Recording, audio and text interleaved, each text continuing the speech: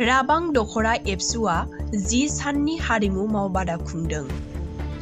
मिरु एबसुनि बिथोन बादियै बड'फा गोजोरथियारि सोलायनाय मावखान्थि बिथांखिनि जोहै राबां दखरा एबसुआ 2 एप्रिलनिफ्राय जागायनानै 12 एप्रिलसिम 10 साननि हारिमु मावबादा खुंदों। बाक्सा जिल्लानि सिमला पुलिस थानानि सिङाव थानाय राबां बर' बाजाराव थानाय एपल' 11 क्लाब गेलेग्रा फोथाराव राबां दखरा एबसुआ हारिमु मावबादा खुंदों। बे हारिमु मावबादाखौ बेखेवना होयो बिटिसिनि 22 नं खख्लाबारि बियाबनि MCLA मन्टु बर'आ। मख'नो गोनांदि एबसुआ गेलेमु, सोलोंथाइ, रांखान्थि आरो राजखान्थि बायदि बिथिंखौ फोथांना लाखिनायनि असिलायै हाबा मावबोनाय बादि थांनाय गोलाव बोसोर सिगांनिफ्रायनो हारिमु बिथिंखौबो फोथांनानै लाखिनो थाखाय हाबा मावबोगासिनो आरो बर'नि माखासे हारिमु, आरिमु आरो आसार खान्थिफोरखौ फोथांनानै लाखिनो थाखाय इयुन जोलैनो खाम दामनाय, सिफुं सुनाय, सेरजा हुनाय, बैसागु मोसानाय बायदि फोरोंथाइ होनायनि थाखाय हारिमु मावबादाखौ बड'फा गोजोरथियारि सोलायनाय मावखान्थिनि जोहै मावफुंबोगासिनो दं।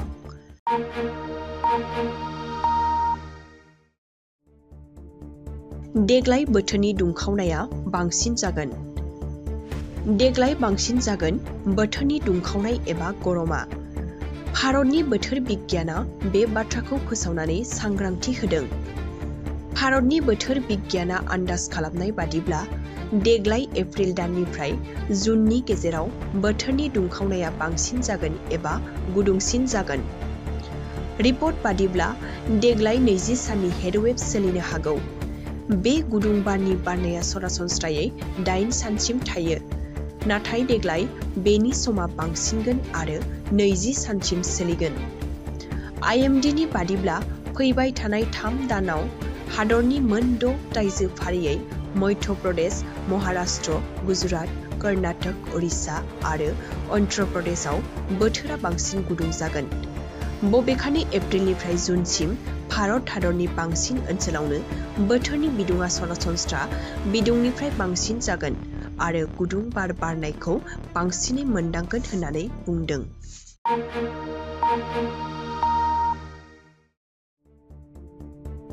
APSC मावख'आव पुलिस सिग्रोमदों।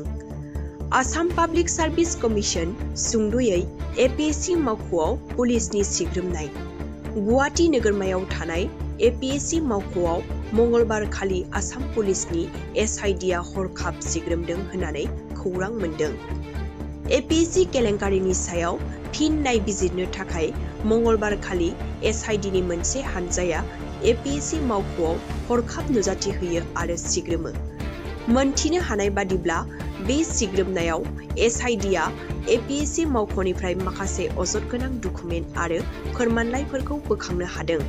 नाथाय SIDआ हरखाबै APSC मावख'आव सिग्रोमहैनायनि बागै दासिमबो मोनथिनो हानाय जायाखै।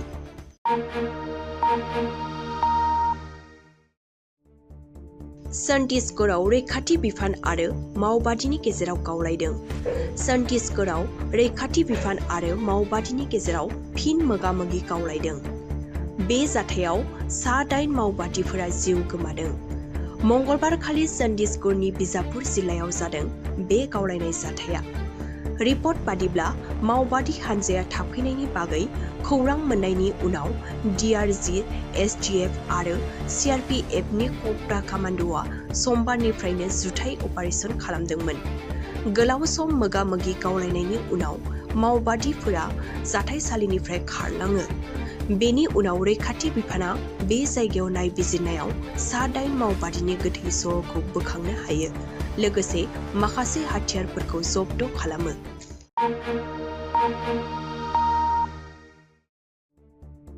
जनायाव गोबांथार रां हमदों।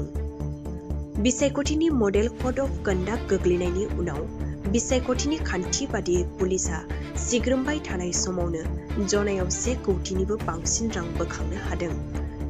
गंसे गामियाव गंसे गारिनिफ्राय बोखांदों नोगोद 1 कौटिनिबो बांसिन रां। रिपर्ट बादिब्ला मंगलबार खालि जनायनि 515 नं हादरारि राजालामानि थाके तिनिआलियाव जनाय एसएसटिनि मोनसे हानजाया सानफ्रोमबोनि बादि सिग्रोमबाय थानाय समावनो गोबांथार बिबांनि रांखौ हमनो हायो।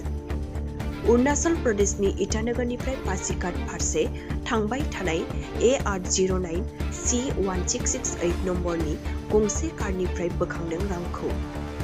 बबेखानि काराव सानै अरुणाचलनि सुबुङा रांखौ लांबाय थानाय समावनो एसएसटिनि हानजाया हमनो हायो। हमनो मोननाय रांजों लोगोसे सानै सुबुंखौ जनाय पुलिस थानायाव लांनानै जेरा खालामगासिनो दं।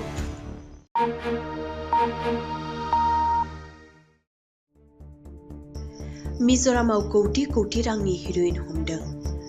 नसुं रायजो मिज'रामाव कौटि रांनि हेर'इन हमदों।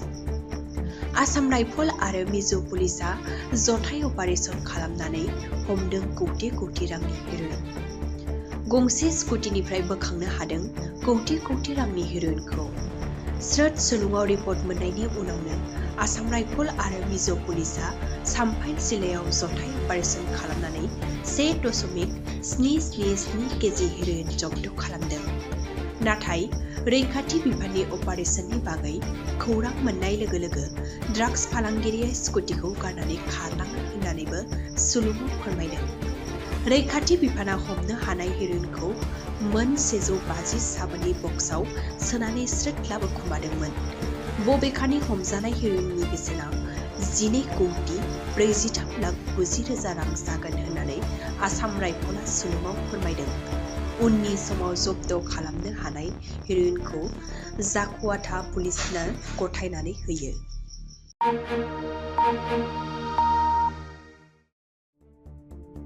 कलियाबराव हाथियारजों लोगोसे सानै सुरां सिखारि हमदों। कलियाबरनि सागमुथिया साहा बागानाव मंगलबारखालि हाथियारजों लोगोसे सानै फलान एबा सुरां सिखारि हमदों। हाग्रानि जिब जुनार सिखार खालामनायनि दायाव काजिरङा हाग्रा बिफाना बै सानै सुरां सिखारिखौ हमदों। हाथियारजों लोगोसे हमजानाय सानै सुरां सिखारिखौ सागमुथिया साहा बागाननि केलमाथि लाइननि थागिरि उहिना उरां आरो बामनि पटारनि थागिरि सामुं टिमुं होननानै सिनायथिनो हादों।